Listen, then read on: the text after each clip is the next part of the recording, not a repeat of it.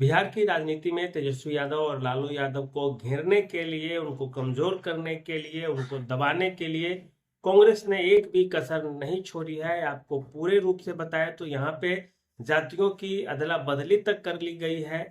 यादव को यादव से और भूमिहार को भूमिहार से बदल भी दिया गया है। जो तेजस्वी माला जाप रहे थे जिस चीज की, उसी चीज की माला अब कांग्रेस वाले जपने लगे हैं।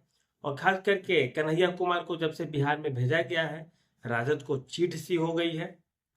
पहले जो तेजस्वी यादव अब दूरी बना रहे थे कन्हैया कुमार से, कोई भी मंच आज तक साझा नहीं किए थे, उस तेजस्वी यादव के सामने कन्हैया कुमार को रख दिया जाता है, डराया धमकाया जाता है कि अब देखिए हमारे पास भी युवा चेहरे आ गए हैं।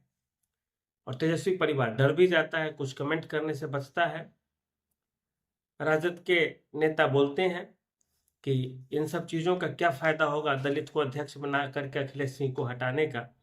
ये तो चुनाव बाद पता चलेगा कांग्रेस को, जब कांग्रेस सारी सीटें हारेगी तब कांग्रेस को पता चलेगा कि ये बदलने का क्या फायदा हुआ क्या नहीं। हारने की बात उन्होंने नहीं की, लेकिन उनका अंदाजा यही था। खुद कांग्रेस के अखिलेश सिंह है, वो भी बोल रहे हैं कि आखिर इसका क्या फायदा होगा वो तो चुनाव बाद ही पता चलेगा। मतलब क्या फायदे होंगे इसे लेकर के अखिलेश सिंह भी कॉन्फिडेंस में नहीं है, राजद वाले भी कॉन्फिडेंस में नहीं है। और नेता कॉन्फिडेंस में नहीं होते हैं, इसका मतलब है कि वो अंदर ही अंदर विरोध कर रहे हैं उस चीज को लेकर के। यहाँ पे यादव चेहरा पहले ही लालू यादव, तेजस्वी यादव, राबड़ी देवी, ये लोग थे ही बिहार में।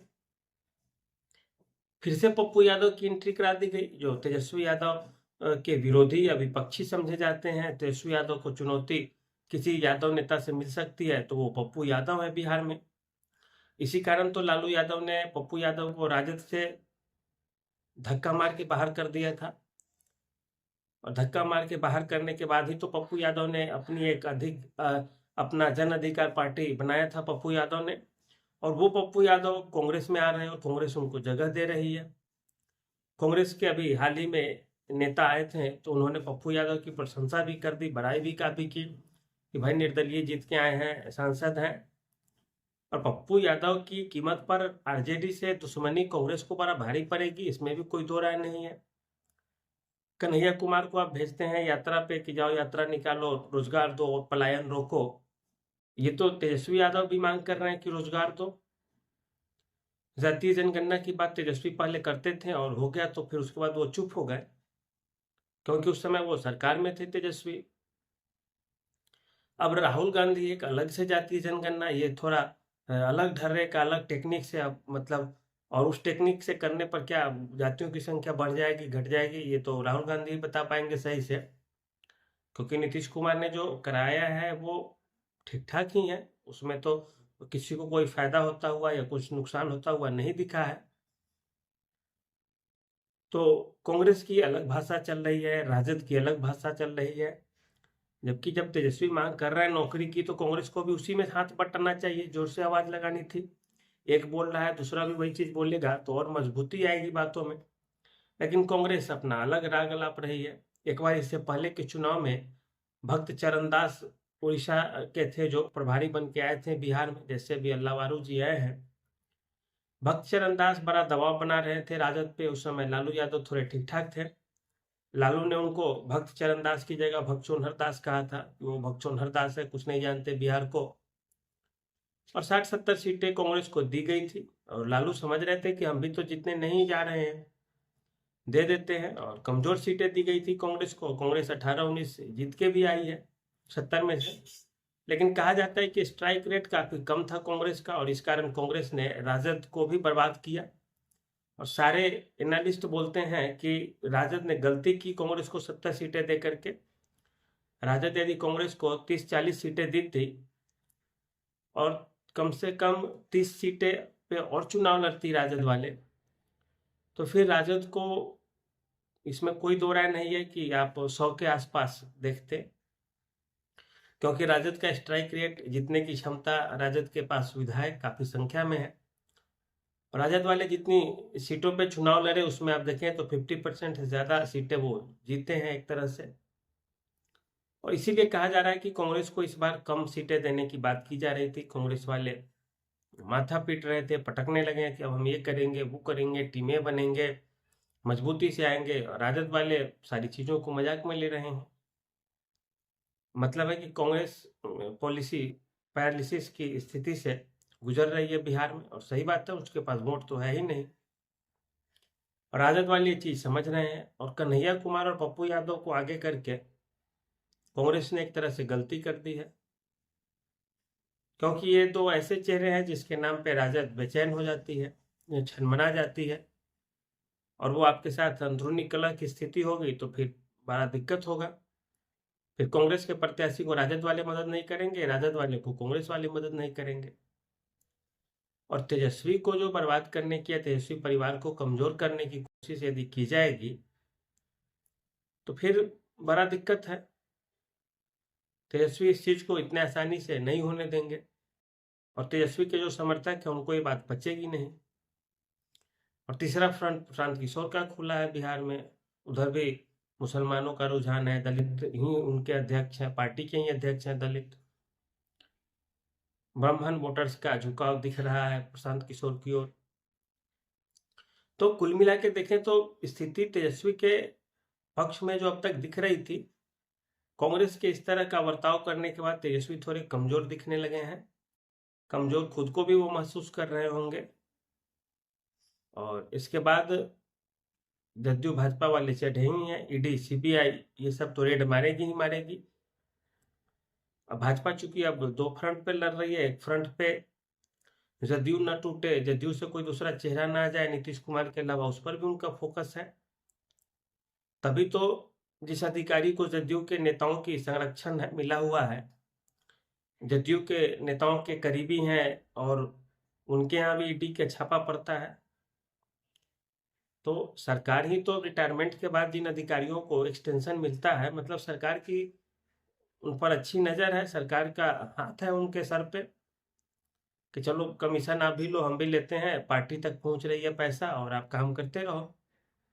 अब उसके ऊपर भी छापे पड़ने लगे, और वो नाम भी खोल दिए हैं कि ये लोग हमें लाए थे सेवा में, इन लोगों के साथ ऐसे ऐसे रिश्ते हैं, वो सारा चीज बता भी दिया बेचारा इंजीनियर।